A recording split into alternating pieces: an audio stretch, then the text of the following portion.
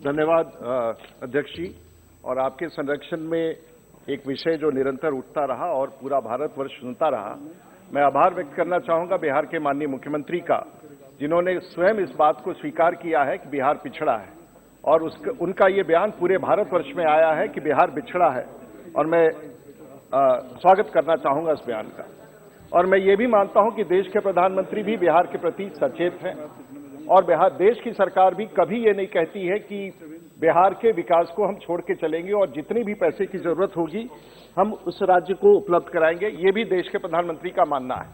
तो इस सदन की सबसे बड़ी उपलब्धि है कि इस विषय को हम लोगों ने, लेकिन अगर जहां निवेश चाहिए वहां नीति की जरूरत होती है और बिना नीति के कोई निवेश करना संभव नहीं हो पाता, ये सब हम जानते हैं।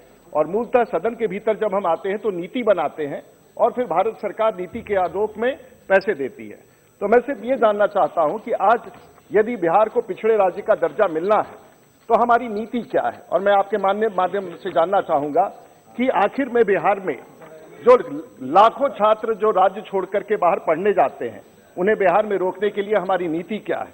करोड़ों की संख्या में मजदूर गरीब बिहार छोड़ करके बाहर जाते हैं, उनको बिहार में रोकने की नीति क्या है।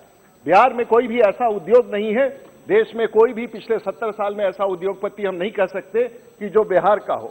एक भी ऐसा संरचना नहीं है, ना ही हमारे राज्य में कोई अंतर्राष्ट्रीय स्तर का स्टेडियम है और ना ही कोई ऐसे खेल की व्यवस्था है जिसको अंतर्राष्ट्रीय, आज तक भारत में एक भी अंतर्राष्ट्रीय खेल जो दुनिया के स्तर पर हो सकता है बिहार में नहीं हुआ। आखिर उसका रोड मैप क्या है।